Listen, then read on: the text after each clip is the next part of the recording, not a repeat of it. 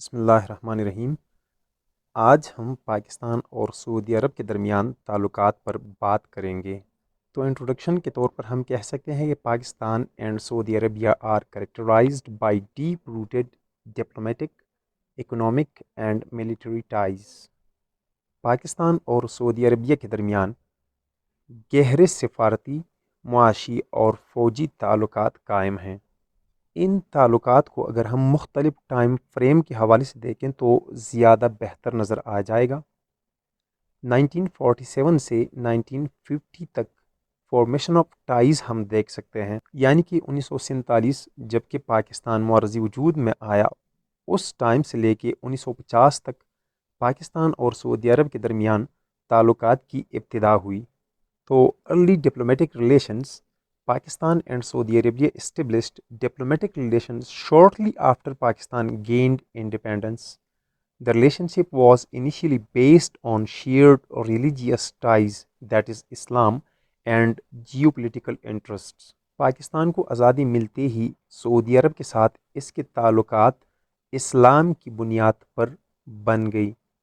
ایک طرف اسلام اور دوسری طرف جیو پولیٹیکل، یعنی کہ فوجی اور عرضی لحاظ سے جو مفادات مشترک تھی، ان کی وجہ سے پاکستان اور سعودی عربیہ کے تعلقات کی بنیاد پڑ گئی۔ Saudi Arabia supported Pakistan during the Indo Pakistani wars by providing financial aid and military assistance. کیونکہ پاکستان اسلام کے نام پہ معرضی وجود میں آیا تھا، اور پاکستان کے معرضی وجود میں آتے ہی بھارت کے ساتھ اس کے تنازعات شروع ہو گئے۔ ابتدا میں پاکستان بہت کمزور تھا، اس وقت سعودی عرب نے بھارت کے خلاف پاکستان کو فائنینشیلی اور ملٹری یعنی فوجی اور مالی تعاون فراہم کیا۔ اس کے ساتھ ساتھ پاکستانی اکانومی کو مضبوط کرنے کے لیے سعودی عربیہ نے پاکستان کے ساتھ تجارتی تعلقات بڑھانے شروع کر دیے، especially particularly in the context of Pakistan's need for oil imports and Saudi Arabia's interest in Pakistani laborers۔ یعنی کہ پاکستان کی تیل کی برآمدات کو مد نظر رکھتے ہوئے اور پاکستانی لیبر میں جو سعودی عربیہ کو دلچسپی تھی، اس کو مد نظر رکھتے ہوئے پاکستان اور سعودی عربیہ کے ٹریڈ کے تعلقات بڑھنے شروع ہو گئے۔ 1960s سے لے کے 1970s تک ان ریلیشن میں پائیداری لانے کے لیے اور ان کو تقویت دینے کے لیے بہت سے امور انجام پائے، جیسے کہ Islamic cooperation. Both countries collaborated on Islamic issues including forming of organisation of Islamic corporation, that is OIC in 1969 with Pakistan playing a significant role۔ دونوں ملکوں نے اسلامی ممالک کے مسائل کو حل کرنے کے لیے مل کر کام کیا، جیسے کہ 1969 میں OIC کی بنیاد رکھی گئی، جس میں زیادہ تر کی رول پاکستان نے ادا کیا۔ اکنامک ٹائز، سعودی عربیہ پاکستان کے لیے تیل کا سب سے بڑا ذریعہ بن گیا، اور پاکستانی لیبر سعودی عرب میں جاری مختلف ترقیاتی پروجیکٹس کے لیے بہت اہم امور انجام دینے لگی۔ اور پھر 1980s سے 1990s تک کا جو دورانیہ ہے، یہ ملٹری اور اسٹریٹجک الائنمنٹ کے لیے بہت اہمیت کا حامل ہے۔ اس دوران سوویت یونین کے خلاف جو لڑائی لڑی گئی افغانستان میں، اس کے حوالے سے سعودی عرب اور پاکستان کے تعلقات نہایت اہمیت رکھتے ہیں۔ اس دوران سعودی عرب نے مالی طور پر اور پاکستانی لاجسٹک سپورٹ کے ذریعے افغان مجاہدین کو سپورٹ کیا، تاکہ وہ سوویت یونین کے خلاف لڑی جانے والی لڑائی کو بہتر طریقے سے لڑ سکیں۔ Strategic alignment, both countries share strategic interest in countering communist influence in Afghanistan and maintaining stability in the region۔ Pakistan اور سعودی عرب نے ایک دوسرے کے ساتھ بہت مدد کیا، ایک دوسرے کے ساتھ بہت سپورٹ کیا، تاکہ افغانستان میں کمیونسٹ اثر رسوخ کا مقابلہ کیا جا سکے۔ سن 2000 سے 2010 تک کا دورانیہ ہم اسٹریٹجک پارٹنرشپ کے نام سے یاد کر سکتے ہیں۔ اس دوران چونکہ 9/11 کے امریکن اٹیک، افغانستان پر امریکہ کا حملہ، اس جیسے خطرناک واقعات سامنے آ گئے تو سعودی عرب اور پاکستان نے کاؤنٹر ٹیررزم پر بہت زور دیا، دہشت گردی کا مقابلہ کرنے کے لیے بہت شیئرنگ کی اور شدت پسندی کے خلاف ایک دوسرے کے ساتھ بہت زیادہ تعاون کیا۔ اس دوران پاکستان اور سعودی عربیہ کے درمیان اکنامک پارٹنرشپ بھی مضبوط کی گئی۔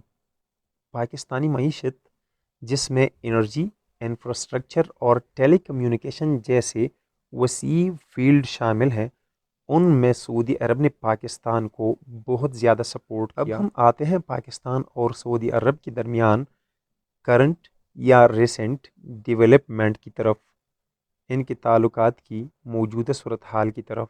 2019 میں سعودی شہزادے محمد بن سلمان نے پاکستان کا دورہ کیا اور دو طرفہ تعلقات کو مضبوط کرنے اور پاکستان کے لیے انویسٹمنٹ یعنی کہ پاکستان میں سرمایہ کاری کرنے کے کئی منصوبوں کا اعلان کیا۔ پاکستان چونکہ مالی بحران کا سامنا کر رہا ہے تو اکنامک سپورٹ کے طور پر سعودی عربیہ نے پاکستان کو اکنامک کرائسس کے دوران عدم ادائیگی کے باوجود بھی تیل کی سپلائی جاری رکھنے اور ڈائریکٹ فائنینشیل سپورٹ، ڈائریکٹ مالی معاون جیسے امور انجام دیے۔ اس دوران پاکستان اور سعودی عرب کے درمیان جوائنٹ ملٹری ایکسرسائزز اور ڈیفینس یعنی کہ دفاع کے کئی معاہدے سر انجام ہوئے۔ مستقبل میں پاکستان اور سعودی عرب کے درمیان تعلقات کو کون سے چیلنجز کا سامنا کرنا پڑ سکتا ہے؟ یمن کے خلاف سعودی عرب نے جو الائنس بنائی، اس میں پاکستان نے نیوٹرل رہنے کا اعلان کیا، یعنی کہ پاکستان نے دونوں ممالک میں سے کسی کا ساتھ نہ دینے کا اعلان کیا، جو کہ سعودی عرب کی توقعات کے بالکل خلاف تھا۔ یعنی کہ سعودی عرب کو توقع تھی کہ پاکستان اس کی حمایت کرے گا، لیکن پاکستان نے نیوٹرل رہنے کا اعلان کر کے اس کے توقعات پر پانی پھیر دیا۔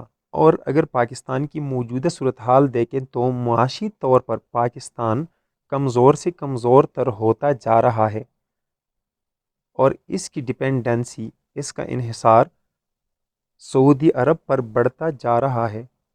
اس لحاظ سے اگر دیکھا جائے تو پاکستان کی خارجہ پالیسی پر سعودی عرب کے اثرات لازمی اور واضح نظر آئیں گے۔